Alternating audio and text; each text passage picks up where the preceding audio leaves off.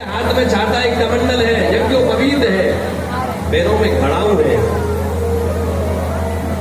और चेहरे पर ब्रह्म तेज झलक रहा है। हाँ, ऐसा तेज है जिसके तेज के आगे सूर्य को भी फीका लगने लगे, सूर्य भी जिसके आगे शर्मिंदा हो जाए, ऐसा तेज है वामन भगवान के चेहरे पर। राजा बलि उस समय अपने गुरु के साथ में यज्ञ हवन कर रहा था और जैसे ही राजा बलि ने राजा वामन भगवान को देखा तो देखा मेरे द्वार पर आज बड़ा विकराट, बड़ा विराट, बड़ा तेज में ब्राह्मण आया। ओहो, बड़ा होने लगा। गुरु ने खड़ा है, यज्ञ चल रहा है, उठ रहा है। बोले गुरुदेव मेरे द्वार पर ब्राह्मण आया, इसका सेवा सत्कार नहीं करूं क्या? ऐसे खड़ा रहेगा? बोले नहीं, यज्ञ का नियम है, यज्ञ का धागा बन जाए तो पर जब तक यज्ञ पूरा ना हो उठना नहीं चाहिए। लेकिन गुरुदेव आपने तो सिखाया है मुझे कि आपके द्वार पर ब्राह्मण आवे तो उसका सम्मान करना चाहिए, उसकी सेवा। मेरे लिए यज्ञ से भी बड़ी सेवा ब्राह्मण की सेवा। तो ये बदल होते सब कुछ मिला है, उन्होंने आशीर्वाद दिए। उठ गया। आइए आइए आइए आइए आइए ब्राह्मण जी आइए, बधाई बधाई बधाई। बोले नहीं, माला चल रही है।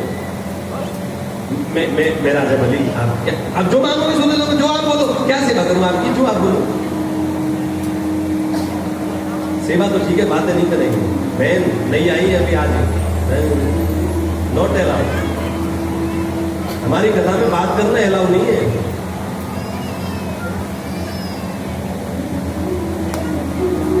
कौन कर रहा है इधर? चना मैडम, ओ भैया शकुंतला,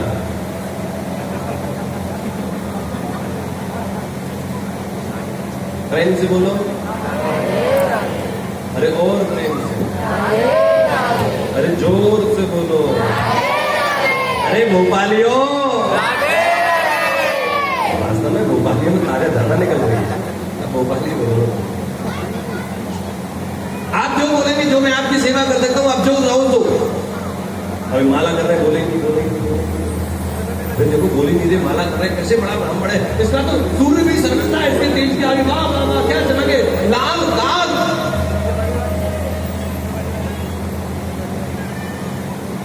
लाल में समझ रही है लाल से। वाह वाह, बड़े बड़ी बातें करने लगे तो भगवान ने अपने नियम को तोड़ा। माला जो चल रही थी उसको छोड़ा। आप राजा बलि हैं क्या? हाँ महाराज, राजा बलि। आप जो मांगेंगे तो दे देंगे। आप जैसा ब्राह्मण मेरे द्वार पर आज तक नहीं आया, बहुत ब्राह्मण आए, आप जैसा तेजमंद ब्राह्मण नहीं दिखा। जो मांगेंगे तो दे देंगे। वामन भगवान बोले आप राजा बलि हैं और दानवीर है, इसमें कोई बड़ी बात नहीं है, कोई ज्यादा आश्चर्य नहीं। क्यों? बोले आप दान दाता हो, दानवीर हो, कोई आश्चर्य की बात नहीं। क्यों? ये राजा बलि कौन है? ध्यान से समझो। राजा बलि के पिता का नाम है विरोचन और विरोचन के भी पिता का नाम है प्रहलाद जी। ये प्रहलाद जी के पोते हैं। कौन? राजा बलि। भाई प्रहलाद जी तो राक्षस ही है, हिरण्यकश्यप के बेटे हैं, राक्षस कुल में ही पैदा हुए। तो प्रहलाद ने सुंदर शासन किया तो उनके बेटे विरोचन, वो भी बहुत बड़े दानी हुए। वंश का खून तो शरीर में रहता ही है महाराज, तो स्वभाव तो रहता ही। वही उनके ही बेटे हैं राजा बलि, इसलिए दान कर्म उनके अंदर भी। लेकिन आप बहुत बड़े दानी है, लेकिन हमारा भी नियम है, हम कुछ लेते हैं। अरे महाराज मेरे द्वार पर आए हो तो कुछ ना कुछ आपको जो चाहे सो मांगो, जो आप कहेंगे वो दे देंगे। लेकिन आप बताओ, आदेश करो। नहीं हमको कुछ नहीं चाहिए, कुछ नहीं। बहुत निवेदन किया, तब जाकर के राजा बलि के सामने भगवान ने कहा चलो ठीक है, कुछ मांग लेते हैं। तब एक ही चीज मांगी, चलो आप देना चाहते तो कुछ ऐसा कर लेते कि आपका नियम भी ना टूटे और मेरा भी नियम ना टूटे। क्या? बोले पदानी त्रीणी दैत्येंद्रम सम्मितानी पदाम। मतलब एक काम करिए, हमको 3 पग भूमि दे दो। क्या दे दीजिए? 3 पग। राजा बलि बोला तीनों लोगों का स्वामी हूं मैं, और मांग भी कह रहे 3 पग भूमि आसन भी नहीं मिले, एक तो वैसे छोटे। सम्मितानी पदा मम, मेरे पैरों से नापूंगा। वामन वर्ण मैंने बताया वामन क्यों है, क्योंकि ये वामन अंगुल के हैं।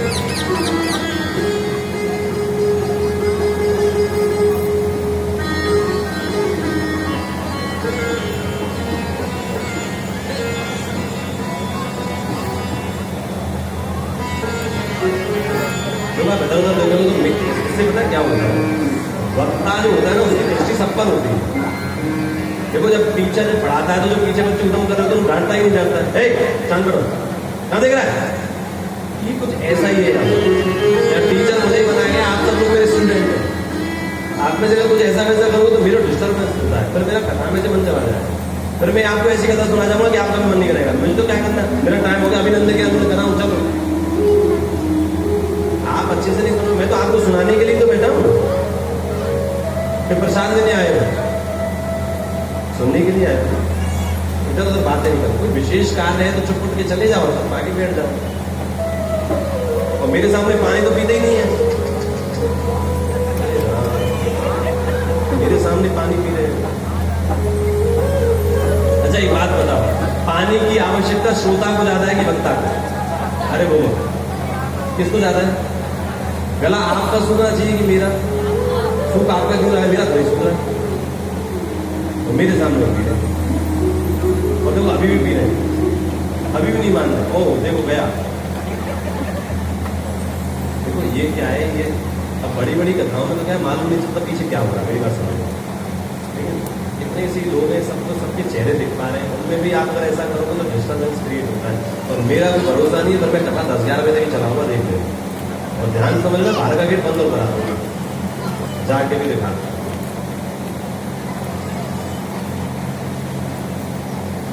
सुनिए, अभी भी चना मटर सब पे नहीं होगा, मैं वैसे ही बोल रहा हूँ।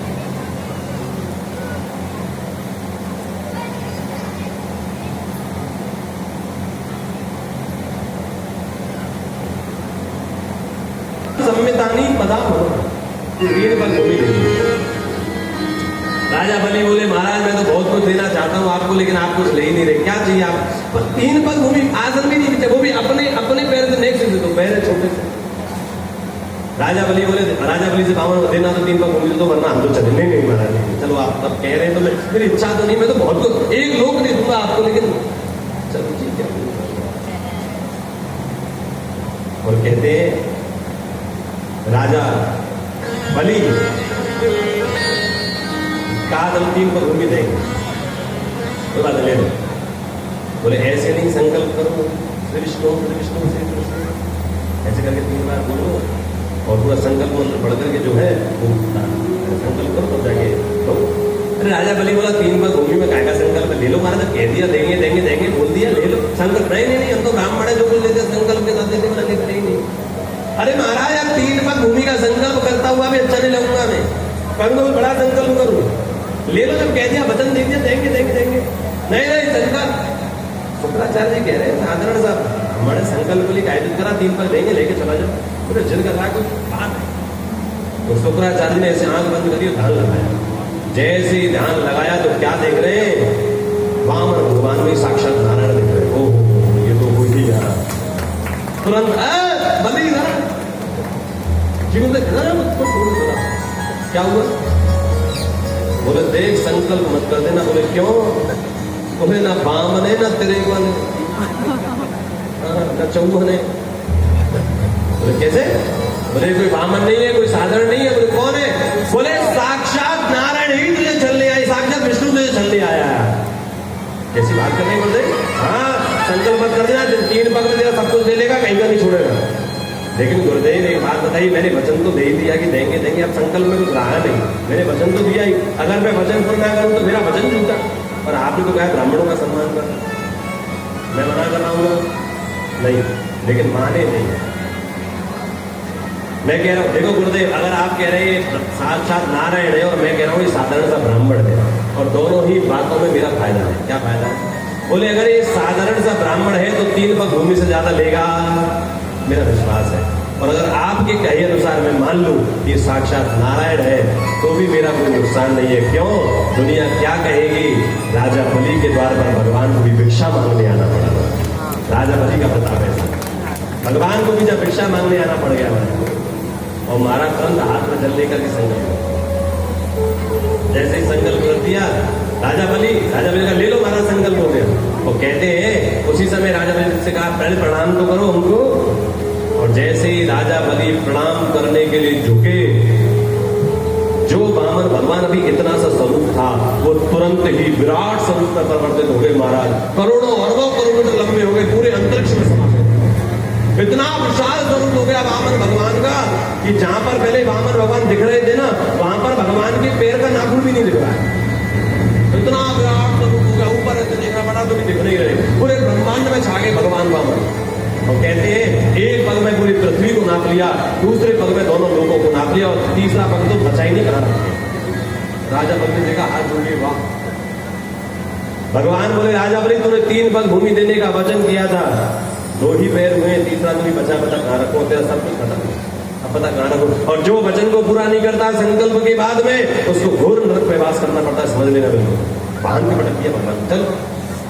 राजा बलि ऐसे हाथ जोड़ कर खूब दर्शन दिया, बता तीसरा पग कहाँ रखो। राजा बलि बोला, प्रभु एक बात बताओ, क्या? बोले, धन बढ़ा कि धन का मालिक बढ़ा? धन बढ़ा कि धन का मालिक? भगवान बोले, धन का मालिक धन से 10 गुना बड़ा होता है। क्यों? धन चला भी जाएगा, मालिक रहे तो दोबारा से धन अर्जित कर सकता है। राजा बलि बोला, तो प्रभु अभी तक 2 पग में आपने मेरे धन को नापा है, धन का मालिक तो बाकी है अभी। एक काम करो प्रभु, तीसरा पग आप मुझे ऊपर बोला। कौन भैया ऊपर?